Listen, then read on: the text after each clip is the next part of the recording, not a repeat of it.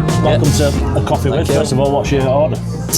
Regular latte, I think. It was here before I turned up, so yeah, that's what I ordered. So I think that's what it is. To be fair, I mix it up a bit, just depending what mood. Yeah, I want to say you're much of a coffee man. Do you have? I do have. I need a coffee in the morning for the drive, but yeah, I just mix it up. To be fair, I'm not one of these who goes into too much depth with coffees, but yeah, just whatever I fancy. To be fair, on the day. How is that driving? You commuting down M180, probably the loudest road in the world. How are you kind of blocking out that noise and listening to? Well, normally in the mornings I try and Radio X, Chris Miller's show seems to be on, so I've seen to get in the routine with that, and then on the way home it'll be like music or podcasts and stuff. But yeah, Chris Miller's gets me through in the morning, just because if I listen to a podcast I'd get through them quite quickly. I think if it was an hour in the morning, an hour home, but yeah, that seems to be alright. But to be fair, the drive's okay. It's getting lighter mornings now as well, which is a bit better. Not too bad a commute. What sort of podcasts are you into? So there's your general there's the Under the Cosh, they're like football related. There's the overlap with Gary Neville and Jamie Carragher. That's good, and they do new episodes most weeks as well, so that's good. The high performance ones as well, but yeah, I probably should delve a bit further into different types of podcasts as well, not just football related, I think. So yeah, it seems to be better than music. I've run out of music sometimes, so different things. So yeah, I don't mind a podcast. We've got you after training of an afternoon. What would a typical afternoon look like for you when you've done it at Cantley Park? Yeah, like I say, nice commute home, and then I got a dog, so he's ready to go on a walk basically when I get home, so that stretches my legs again. But yeah, I've sort of doing in between sort of courses at the minute. Yeah, kind of doing a bit on my coaching, not too much. I want to get a bit more hands-on with that. But yeah, there's the coaching and also personal training course as well, so it's just filling in time doing things like that. And but yeah, once the missus works from home as well, so she has a list of jobs when I get in just to finish off. She works quite long hours as well, so yeah, it's not just feet up for me soon on the sofa as soon as I get in. So but yeah, and then might meet up with friends or something whenever they're finished, or there's some lads in football as well who'll be finishing similar time with me, so I might be able to delay getting home for about an hour if I go to see one of them. What about a day off? You got a full day to yourself. Is that list of jobs just getting longer? Yeah, exactly that. Yeah, normally I'm on the food shop. I think because I'm a bit more picky on things I want and things I want to eat. So yeah, normally days off rely on a food shop, a few errands, and then look, if I'm lucky, I can find a few hours to maybe go play snooker or. Well, it used to be golf. I haven't played golf in a while, or just do things like that, and I'll see my family. My dad's retired as well, so he's got a bit of spare time, and normally a longer dog walk then as well. So yeah, it's nothing too exciting, to be honest. Any particular interest that you've got that you kind of, obviously you don't always necessarily get time for, but stuff that you're kind of into that you'd like to do more? Yeah, but what I'd like to do more is like snooker or something like that. It's just fitting it in really. But yeah, I do like that. That takes my mind off it, and like I say, different courses. But I need to start doing, I think, a bit more to take. Whether it's, I don't know, just do something that I feel's beneficial, like a new hobby or learning something, interesting languages and something. So I'm not the best at that though. I'm not the best struggle with language, but that's maybe an aim for mine this year, I think, with a bit of the time, and I might need to see if I've got a Spanish podcast, if I can find that, to make use of the drive home. Absolutely, not bad at all, not bad at all. Any good at snooker? Average. Again, I need to play more. I'm going to use my excuse that I don't get to play much. So I'd say I'm average, but average is not bad. It's quite well, hard. It depends who my compare. Yeah, if I'm comparing myself to the pros, it's very bad. Yeah, so yeah, we'll see. But I seem to the people that I play, I'm pretty even with them, so I'm average on that. Yeah. You mentioned the courses and things like that, and trying to kind of fulfil yourself. Have you always in the back of your mind got thoughts about what comes next once you've done? Yeah, I think that's maybe a bit of a downfall of mine. I'm never really just staying in the moment. I'm always thinking ahead, a couple of years ahead, and maybe that's a disadvantage that then you not that you're distracted, but you're not 100% there in the moment. But I'm always wary that football can be taken away like that. The levels that I've been at, it's not like I'm going to be set for life or anything like that. So I'm always thinking a couple of just little ideas or things moving forward. That I can do, especially coming from a town like Grimsby, like anything that's maybe lacking or I feel like we might need more of, like facilities or something like that. It's always in the back of my mind. It's something I'd like to do. I'm into like the fitness side as well, so I'm always just thinking of maybe little opportunities that might arise. And then it's all right thinking about them. It's then doing something about it. But I have plenty of time in the car to think about different things like that. But I'm always thinking of life after football. I think it's important to do that. I like that idea of you contributing to life in Grimsby and what the kind of the town needs as well. Is there a strong thing within Grimsby? It's kind of out there on its own, but trying to further itself and. I've always been quite passionate about that. But growing up, it's like I never used it as an excuse that maybe we lack different things in being a small town where like not a lot happens. But like at the same time, I don't want to make that as an excuse. But at the same time, if I can then benefit to improving them sort of things, I'm always thinking about how I can do that if we need more of. Like I can remember some of the things I've done in terms of just.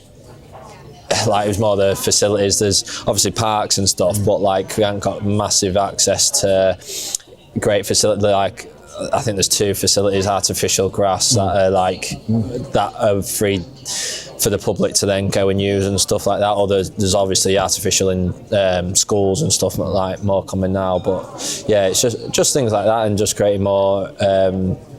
Sort of opportunities, and not just football related as well, other sports. Like we're lucky football's the most common accessible sport really in general, but there's obviously other sport that there's other different athletes come from Grimsby that they'd have to then move away or they'd have to travel quite far to be able to just perform their sport as well, where obviously people who live more centrally like around Sheffield, obviously I know they've got through the Olympics and things like that, Olympic things. So it's just I'm always thinking but then again it's just ideas at the minute. I've only just thought of this while we've been sat here and on about other people that come from Grimsby, but Kevin Clifton from Strickland. Yes. Any relation at all? No. Absolutely. Yeah. Is it one of them names in Grimsby that is fairly common? You get those certain names in certain areas? Not well, Clifton. I always say my dad's actually from Liverpool, so the Clifton names come from Liverpool. Yeah. So it's but even when I was growing up in Grimsby, when I was coming through, and I go to different places, that was what a lot of people were asked. Are you related to Kevin Clifton? Because obviously he's doing well at Strictly at the time as well. So it was quite popular, but no, as far as I'm aware, there's absolutely no connection or relation there. Any similarities? A decent dancer? And maybe after a few drinks, maybe I don't know. It's not for me to judge it, for other people, but I wish I'd maybe Eddie's skill set on that front, but it's no relation at all. So it's kind of inevitable when you're talking to Grimsby is a subject because it's been such a big part of your life, and I think something that kind of really illustrates your character is when you signed. Then we delayed the announcement. Yes, that story of that. And do you want to go into that kind of? I'm allowed to. It's a bit, and I appreciate you doing that. It was was it the day I signed, or the day he was going to announce it was going to be one of my best friend's wedding days, and I just politely asked if you could delay it, and I don't know whether I was a bit nervous at the time because people understand him, but obviously I'm from Grimsby, everyone was from Grimsby there, and I felt like it was quite a big thing that me sort of leaving Grimsby, so I didn't want it to take away from his wedding day. So I think people may think, like, did I need to do that? But being in that sort of like goldfish bowl and stuff, I just thought absolutely no chance. Like, can we sort of announce that on the wedding day? One, I wanted to be there. I was a groomsman, and I just didn't want anything taken away from his day, which, like, I know it'd still been a great wedding day and stuff like that, but I didn't want any sort of distraction for it. So I appreciate that, and I actually told him he was, I think, the first to know before it actually got announced, just saying like it'll come out the next day, sort of thing. So we got you in, I think, on the Thursday or the Friday, and then with the wedding on the Saturday we were going to announce. I think in the end we announced on Monday. I can remember being at Lakeside for the pictures when we were taking people out into different locations around the city, and there's builders working on the houses, and I'm thinking, I'm nervous about it leaking for us announcing it, but on that one I didn't want it to leak out for well, I've actually got a story on that. So I was obviously with my agent, and so after we left you, we went to the train station, and there was people from Grimsby, there was workers, and shouted over my name and stuff like that, and I just saw, obviously they didn't know at the time, but I was just thinking, like, that's how sort of close it is, that something like that could have happened. So I was always wearing, I think it got announced the day after the wedding. I was literally driving home from the wedding and had to pull over and announce it to people, and I just said bye to a lot of my friends who didn't have a clue that was going to come out literally 10 minutes later after saying bye to them. So but no, it was quite a nice moment, to be fair, when it got announced and stuff, that after the wedding day and that. So it was, and I appreciate, like, I was nervous asking you about that, and I knew, but I just knew it had to happen that way, really, to be honest. Let's try and look after you. Speaking of weddings, big year for yourself, and you're off somewhere, quite an important appointment after this interview. So getting married in the summer, in June, so I'm hoping it's a good year, and I've had to go straight to, is it giving notice? I think that's what I believe. I've just been told I can't be late, under no circumstances, we can't change it, because originally Wednesday was going to be our day off, so I thought it was absolutely fine, but because of the FA Cup fixture, today's Wednesday, but it was in training, so under no circumstances can I be late, else there might not be a wedding for, it's big year. Obviously we've got a job to do first, but I'm hoping that can be a something to remember, really. Next step on that job is coming up against Grimsby this weekend. What was it like for you in that reverse fixture, your first time back? It's strange. I was allowed to go straight to the game, so I got there a bit early to just see people, and just in case there was that sort of, like, where you just want to see people and get it out of the way with, and then concentrate on the game. Obviously it was a nice result. It was a pretty comfortable game, but it was a weird experience, to be honest, and it'll be another strange experience. I've got friends and family coming in the home end in Donny end, but some friends will be in the away end as well, and I'll know a lot of people there. So it'll be a weird experience. But first and foremost, even especially now, 3 points is the most important thing, and that's what we'll be there to do. What I'll be there to do is concentrate on just getting 3 points, because from now to the end of the season, it's absolutely massive for us. I was reading this morning that you were going to watch Grimsby before you were even born. So basically they did the double in the 98, and that was the year I was born, and I think it was the first cup final, so it would have been around March time, I believe, or maybe a bit earlier, but I was born in the June after, but my mum actually went to the game when she was pregnant with, she's been a big Grimsby fan as well, so my mum was there carrying me while I was pregnant, and we actually won that game. I think that was the Bournemouth game, where Grimsby won, but it runs quite deep, to be fair. And your first time you went, you ended up on TV as well. Is that the thing that you interviewed after the game? Where'd you see that? You've done your research. An old story from just before an old. I think you'd be able to get that up. It was Calendar News. I think we played Newcastle in the cup, and I think I was only about 8 at the time, maybe even younger, and just got stopped to the calendar news, and so that was a nice appearance. That was with my granddad, who was no longer here now, but he was he was a massive Grimsby fan as well. So he actually let me speak, which was a rare thing. So no, it was a nice moment. Big important question about Grimsby is because obviously a lot of people from Doncaster end up over in that direction for Cleethorpes and things like that. What's the best chippy in the area? Best chippy. So Steele's is the traditional, like that's what a lot of people said, but there's a lot of nice chippies. There's Ernie Beckett's, even Papa's on the pier. There's quite a few, especially the Cleethorpes towards the beach. There's I think everyone will be really good, to be fair. And it's just funny how many different connections, like since being over here, people like, I used to work there, and they know so much about Grimsby and Cleethorpes and Donny. So we're in the same postcode, nice. aren't we? Exactly. So but even Sam and Vicky, they remember going to the games and stuff like that, and I think they have relations who lived in Grimsby for a bit and stuff. So it's even though it's over an hour away, it's still like a lot of familiarity, and it's your closest beach, I think, as well, probably. So a lot in the summertime. It's nice that there is connections as well. On to your time with Rovers. How has it been for you adjusting to be kind of in and out of the team? You know, you have a good run, you come out, not for any fault of your performances. I don't think you can get a bad performance you put in. Even that one at MK Dons is going on pitch for 10 minutes. But how has it been adjusting to that and not having that regular flow, but making sure that you're ready for whenever you are? Exactly.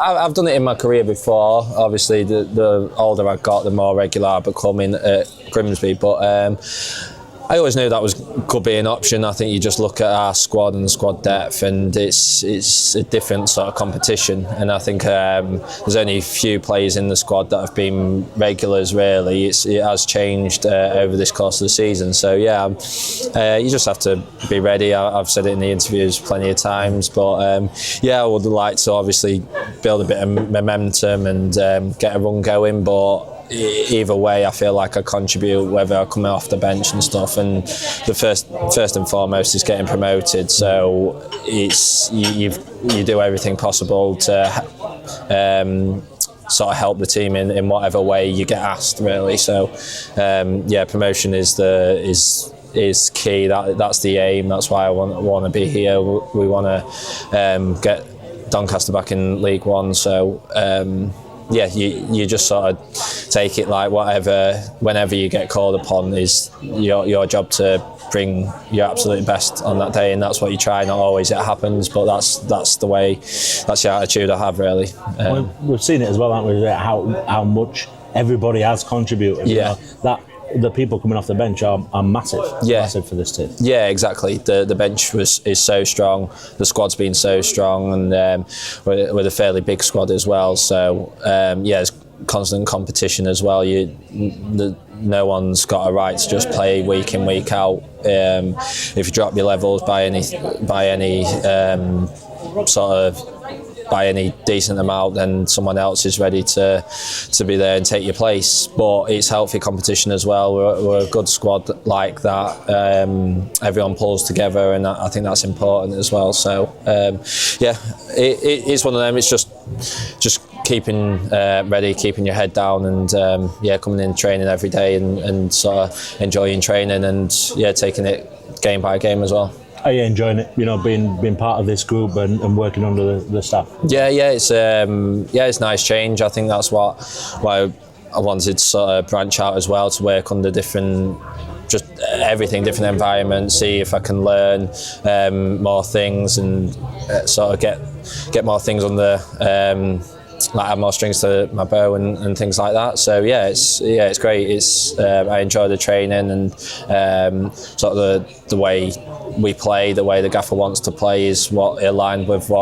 I feel like football should be played like as well. So yeah, you just want to be part of it, and yeah, enjoy coming in every day. It's a really good sort of atmosphere, and it helps when you're winning, get more games than you're losing as well. I think that always helps. It's a different type of pressure, but it's one where you're looking up and you're sort of excited to play these games because you're thinking like where you can actually get to, and the aim at the end of the season as well. So yeah, we've all just got that one focus now, especially all the cup games are done now and there's 16 massive games now coming up. With all the circumstances, does it feel like the best is yet to come from you in a Rovers shirt? Yeah, 100%. I think I've said that. I think run of games and a bit of momentum, but yeah, I think there's a lot more to come. I think my start of my Doncaster career has been okay, but yeah, I'd like to think there's a lot more that I can bring, and yeah, the more I get used to it, and which I think I'm fully comfortable now, and yeah, I just sort of want that run of games, and yeah, hopefully my levels can go up even more, and I can sort of show what I've learned as well, and what I've developed and stuff, but also I know there's plenty of years to develop as well, so yeah, it's important that I keep doing that, and yeah, I believe there's definitely more to come. You've had a few special moments so far, but that penalty against Hull, big pressure moment, and obviously set up what it set up with the game against Crystal Palace. Yeah, exactly. Like you're just fortunate sometimes you get them sort of moments where it comes down to you. Obviously, I come on with half an hour to go, so and then play for the extra time. But yeah, it's just fortunate that it just fell to me, and yeah, I was fairly confident taking it. I've not really been in. I've taken a few penalties in my time, but nothing that was so important. Like that was the last penalty in a FA Cup third round. So yeah, that was special moments. There's been a couple over this time as well. I think it's been fairly eventful, the start of my Doncaster career, good and bad to be fair, like with the sending off and stuff. So yeah, it's been pretty eventful. But yeah, there's moments that come the end of the season that'll be nice to look back on as well. Could you have Penenke'd it on Ben Close? Yeah, no, I don't think I've got that in me. Yeah, yeah, that was unbelievable from Closey. Yeah, no, I just not got many different penalties, so I just was like, yeah, just head down, and I knew where I was going from the start, and luckily the keeper dived the right way. So as soon as I hit it, I pretty much knew it was in, and yeah, I just wanted to get the job done, and yeah, it was a really nice moment. All these interviews finish the same way. It's the question of, when all's said and done, when your playing career is finished, how would you like people to talk about the sort of player you were, the sort of person that you were as a footballer as well? Oh, great question. I think just first and foremost as a good person. I think I try and treat everyone with respect, whether in football or around the squad. But as a player, yeah, just an honest, hard-working pro who would, yeah, sort of put his body on his line, give his all, and I'd like to bring like moments like Hull, for example, just that I was there in sort of big moments and stuff, and yeah, just a good, honest pro, really. Brilliant. Yeah. I'll let you get off to your point. Yeah, cheers, Liam. Cheers, thank you. Cheers.